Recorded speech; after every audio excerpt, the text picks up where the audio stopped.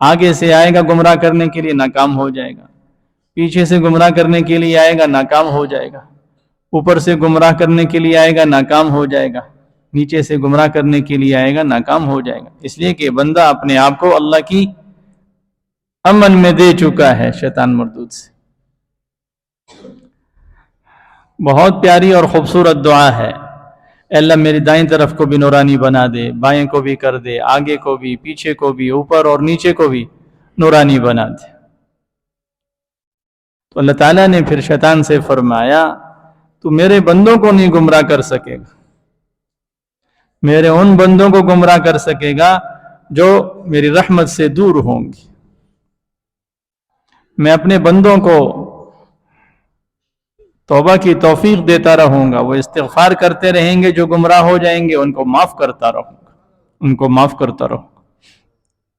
تو رجوع اللہ کا ایک ذریعہ دعا بھی ہے، اللہ سے مانگنا بھی، مانگتے رہنا، آگے بڑھتے رہنا، مانگتے رہنا۔ اور اللہ تعالیٰ کا ارشاد ہے میرا بندہ جو مجھ سے مانگتا ہے میں دیتا ہوں، اجیب دعوت الداعی اذا دعان۔ راستے میں چلتے ہوئے کوئی بھیک مانگنے والا نظر آ جائے اور آپ سے کہے حاجی صاحب، ملک صاحب، چودھری صاحب، مولوی صاحب، اللہ کے نام پہ دے دو، اور آپ اسے ہاتھ سے پکڑ کر اپنے گھر لے آئیں، آ جاؤ میاں میں دیتا ہوں آپ کو۔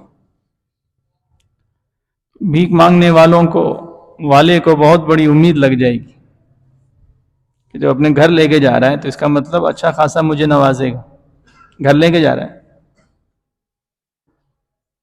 گھر کا دروازہ کھولے، اس کو بٹھائے، اس کو چائے پلائے، پانی پلائے، اور پھر پوچھے جی میاں بتاؤ تمہاری کیا کیا ضرورتیں ہیں، تمہاری کیا کیا ضرورتیں ہیں؟ جی میری یہ ضرورت بھی ہے، میری یہ ضرورت بھی ہے، میری یہ ضرورت بھی ہے۔ اللہ سے ڈرنے والا اور سخی شخص ہو اور اللہ تعالیٰ نے اسے نوازا ہو تو اس کی ساری ضرورتیں پوری کرے گا۔ پہننے کی ضرورت ہے تو وہ بھی دے گا، کھانے کی ضرورت ہے اس کی، اس کے گھر والوں کی، وہ بھی دے گا، اس کو نقدی کی ضرورت ہے تو وہ بھی دے دے گا، دوا دارو کی ضرورت ہے تو دوائی کے پیسے بھی دے دے گا، کہیں سفارش کرنی پڑے گی تو سفارش بھی کر دے گا، کہیں لے جانا پڑے اس کو لے بھی جائے گا، اس لیے گھر لے کے آیا اس کو۔ فجر کی نماز کے لیے گھر سے نکل رہے ہیں آپ صلی اللہ علیہ وسلم اور اللہ سے مانگ رہے ہیں۔ سب سے زیادہ مانگنے والے اور خوبصورت طریقے سے مانگنے والے اللہ کے نبی اور سب سے زیادہ دینے والے سے مانگ رہے ہیں، اللہ سے مانگ رہے ہیں۔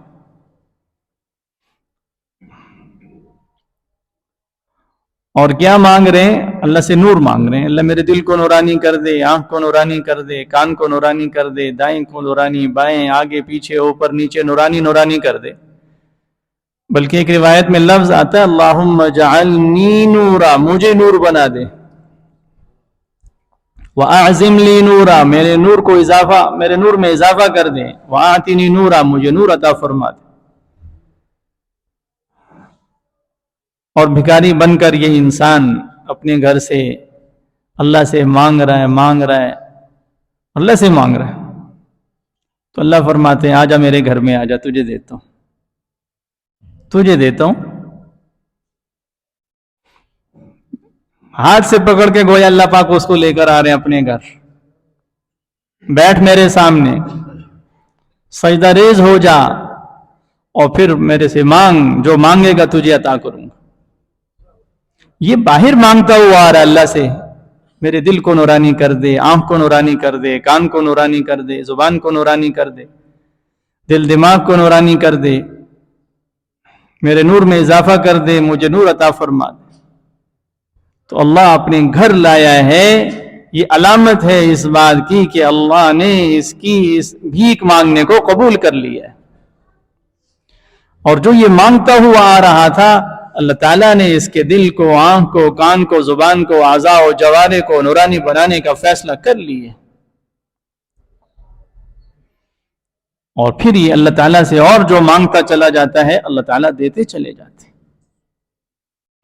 گھر لایا ہے، وہ سخیوں کا سخی ہے، وہ بادشاہوں کا بادشاہ ہے، وہ کریم ذات ہے، وہ خالق بھی ہے، وہ مالک بھی ہے، وہ رب بھی ہے، وہ مہربان ذات ہے، وہ رحمان بھی ہے، وہ رحیم بھی ہے، اور وہ اس حضرت انسان کی ساری ضرورتوں کو اس سے بھی زیادہ جانتے ہیں جو مانگ رہا ہے۔ اپنے گھر بلایا ہے، اس نے آنے کی توفیق دی، بٹھایا ہے، اپنے سامنے جھکنے کی توفیق دی۔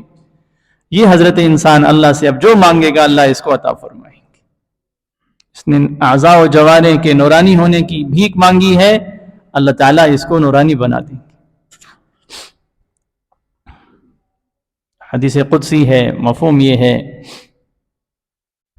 کہ اللہ تبارک و تعالیٰ جب جس شخص کے متعلق نور کا فیصلہ فرما دیتے ہیں تو اللہ فرماتے میں اس کی آنکھ بن جاتا ہوں، اس کے کان بن جاتا ہوں، اس کے ہاتھ بن جاتا ہوں۔ اللہ فرما رہے میں آنکھ بن جاتا ہوں، میں کان بن جاتا ہوں، میں اس کے ہاتھ بن جاتا ہوں، اس کی زبان بن جاتا ہوں۔ اس طرح کے الفاظ کا پھر کیا مطلب ہوا؟ پھر اس نے چونکہ اللہ سے دعا مانگی تھی اللہ مجھے نورانی بنا دے، آنکھ کو نورانی بنا دے، کان کو نورانی بنا دے، زبان کو نورانی بنا دے، تو اللہ تبارک و تعالی پھر وعدہ فرما رہے ہیں ٹھیک ہے پھر میں آنکھ بھی بن جاتا ہوں، اس کی کان بھی بن جاتا ہوں، زبان بھی بن جاتا ہوں، ہاتھ بھی بن جاتا ہوں۔ پھر اس کے اعضاء و جوارح سے مطلب یہ ہے پھر وہ ہوگا جو اللہ چاہتے ہیں۔ اس کی آنکھ وہ دیکھے گی جو اللہ کی رضا ہوگی، اس کے کان وہ سنیں گے جو اللہ کی رضا ہوگی، اس کے ہاتھ سے وہ کام ہوں گے جو اللہ کی رضا والے ہوں گے، اس کے قدم اس طرف کو چلیں گے جو اللہ کو راضی کرنے والے ہوں گے۔ اس لیے کہ اللہ تعالیٰ میں وعدہ خلافی نہیں، ان اللہ لا یخلف المیعاد، اللہ وعدہ خلاف نہیں ہے۔ بادشاہ وعدہ خلاف ہو سکتا ہے، وزیر وعدہ خلاف ہو سکتا ہے، بھائی وعدہ خلافی کر سکتا ہے، باپ کر سکتا ہے وعدہ خلافی، لیکن اللہ تعالیٰ نے اپنے بارے میں خود ارشاد فرمایا ان اللہ لا یخلف المیعاد، اللہ تعالیٰ وعدہ خلاف نہیں۔ اور اللہ تعالیٰ نے جو وعدے فرمائے ہیں وہ ایمان والوں کے لیے، اور ان وعدوں سے فوائد وہ حاصل کریں گے جو اللہ کی بات پہ یقین رکھیں گے۔ جو یقین نہیں رکھے گا، شک کے ساتھ رہے گا تو شک والا محروم ہو جاتا، شک والا محروم ہو جاتا۔ تو اللہ وعدہ خلاف نہیں ہے۔ وَمَنْ أَصْدَقُ مِنَ اللَّهِ قِيلًا وَمَنْ أَصْدَقُ مِنَ اللَّهِ حَدِيثًا، اللہ سے بڑھ کر کوئی سچا نہیں۔ اللہ سے بڑھ کر کس کی بات ہو سکتی؟ لا تبدیل لکلمات اللہ، اللہ خود ارشاد فرما رہے ہیں میری بات میں کوئی تبدیلی نہیں ہے، اس لیے کہ اس ذات کو خوف کوئی نہیں ہے اور اس کے خزانوں میں کمی کوئی نہیں ہے۔ تو جسے ڈر ہوتا ہے کہ اس کے خزانوں میں کمی آ جائے گی، اس کی بات میں تبدیلی ممکن ہے، اس ذات میں پھر وعدہ خلافی ممکن ہے جس کے خزانے لامحدود ہوں،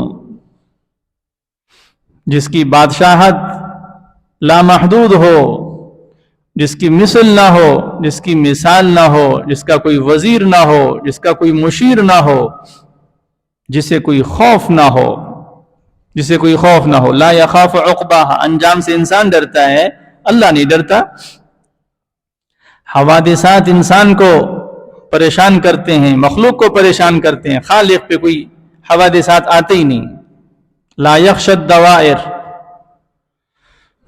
انسان کو اس کے پر آنے والے غم بوڑھا کر دیتے ہیں، کمزور کر دیتے ہیں، اس کی کمر کو جھکا دیتے ہیں۔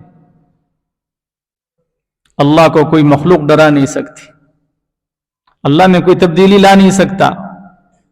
یہ انسان کے ساتھ یہ ساری ضرورتیں اور چیزیں اور آزمائش کی شکلیں جڑی ہوئی ہیں، تو اس کے وعدے میں خلاف نہیں ہے۔ اس کا وعدہ ہے میرا بندہ جب بھی مجھ سے مانگتا ہے، دعا مانگتا ہے، اجیب دعوت الداعی اذا دعانی، میں دیتا ہوں، قبول کرتا ہوں، دیتا ہوں۔ رسول اللہ صلی اللہ علیہ وسلم نے ارشاد فرمایا دعا و مخ العبادہ، دعا عبادت کا مغز ہے۔ تو اللہ سے تعلق قائم ہو جائے، رسول اللہ صلی اللہ علیہ وسلم نے اس کے لیے موقع محل کی دعائیں ارشاد فرمائی ہیں، اور موقع محل کی جو دعائیں ہیں وہ ایسی پیاری اور خوبصورت دعائیں ہیں کہ انسانیت ساری اپنی عقلوں کو جوڑ لیں، ایسی خوبصورت اور پیارے الفاظ کے چناؤ کے ساتھ دعا لے نہیں لا سکتے. سوچ میں نہیں آئے گی کہ فجر کی نماز کے لیے اللہ کے پاس جا رہے ہیں، اس کے گھر میں کیا مانگے اللہ سے.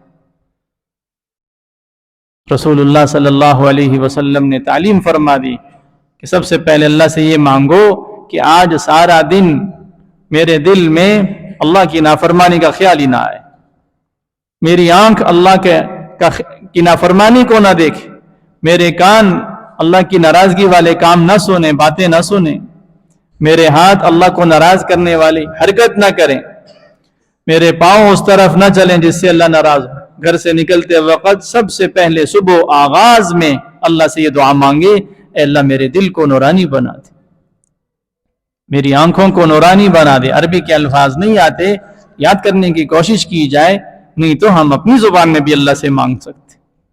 اے اللہ میرے دل کو نورانی بنا دے، میری آنکھوں کو نورانی بنا دے، میرے کانوں کو نورانی بنا دے، میری دائیں سمت کو نورانی بنا دے، بائیں سے نور کر دے، آگے سے پیچھے سے نورانی بنا دے، اوپر سے نورانی بنا دے، مجھے سراپا نور کر دے، میرے لیے نور پیدا فرما دے، میرے نور میں اضافہ فرما دے، مجھے نور عطا فرما دے.